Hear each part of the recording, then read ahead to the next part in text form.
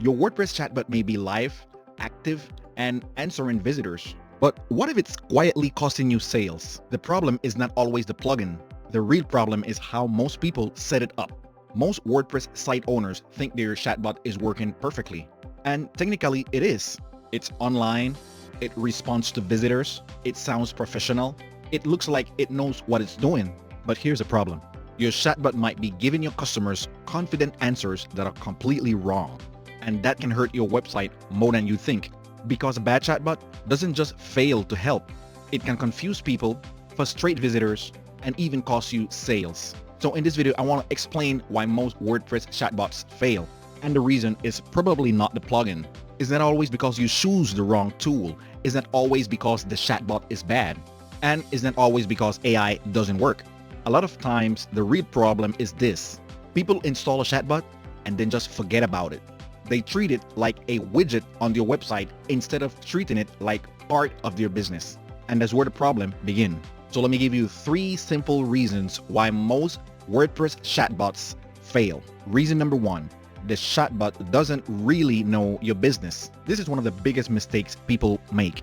They install a chatbot on your WordPress website and automatically assume the bot understands everything about your business. But it doesn't. It may understand general information. It may know how to answer common questions. It may sound smart, but that doesn't mean it knows your prices, your services, your refund policy, your shipping rules, your product details, or the way you actually work with your customers. For example, imagine someone visits your WooCommerce store and asks, is this product in stock? Or do you ship to my country? Or can I get a refund if it doesn't work for me? If the chatbot is not connected to the right information, it will still give an answer. And that's the dangerous part. It may not say, I don't know. It may just answer confidently. But if the answer is wrong, now the visitor is making decisions based on bad information. And that is worse than having no chatbot at all. Because when people get the wrong price, the wrong policy, the wrong product information, they don't usually blame the chatbot. They blame your business. So the first lesson is simple. Your chatbot needs to know your actual business. Not just general information, not just a few pages from your site. It needs access to information that matters. And if your chatbot cannot access live information, then it should not pretend that it knows everything. It should guide the visitor to the product page, the checkout page, or a real human who can help.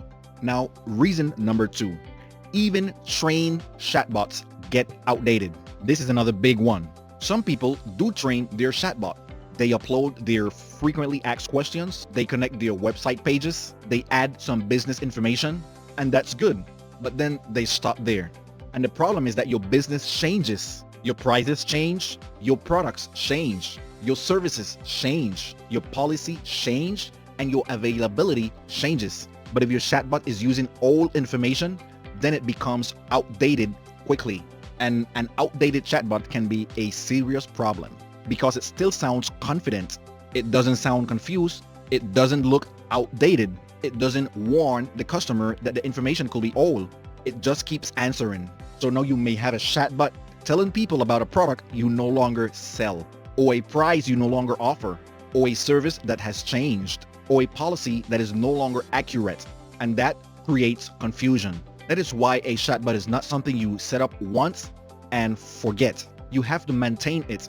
You have to check the answers. You have to review conversations. You have to update the information. You have to see where people are getting stuck. If your chatbot keeps getting the same question wrong, that is not just a chatbot problem.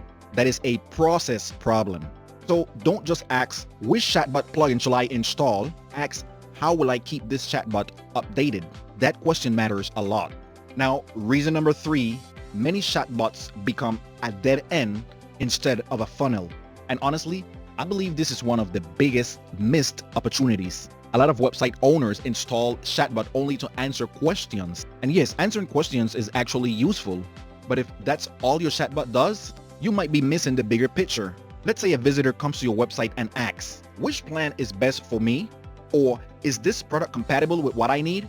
Or can I talk to someone before I buy? That person is not only asking a random question. That person is showing interest. That person might be a lead. That person might be close to buy-in. That person might need just one more step. But if your chatbot only gives a short answer and the conversation ends there, you may lose that opportunity. A good chatbot should not only answer, it should guide. It should help the visitor take the next step. Maybe the next step is visiting a product page. Maybe it's clicking add to cart. Maybe it's booking a call. Maybe it's sending a message on WhatsApp. Maybe it's leaving their name and email for follow-up. But there should be a next step. If your chatbot answers questions but never captures leads, never sends people anywhere, and never help convert visitors into customers, then it's basically just a free help desk, and that may not help your business to grow. So here's the mindset shift. Your chatbot is not just a plugin. It's not just something you install and forget. It's part of your website experience. It's part of your customer support. It's part of your sales process and needs to be treated that way. So before you install any WordPress chatbot, ask yourself 3 questions. Number 1, what does this chatbot need to know about my specific business? Number 2, how am I going to keep that information updated? And number 3, what do I want the visitors to do after the conversation? If you can answer those 3 questions, your chatbot has a much better chance of actually helping your website. But if you cannot answer those 3 questions, then even a good plugin can fail. So don't blame the plugin too quickly. Fix the process. Give the chatbot better information, keep it updated, review the conversations, and design it to guide your visitors toward the next action. That's how your chatbot stops being just another widget and starts becoming a useful part of your WordPress website. If you want to know about a free ChatGPT chat plugin, click here for the next video, or stay with me on this channel for more WordPress chat solutions.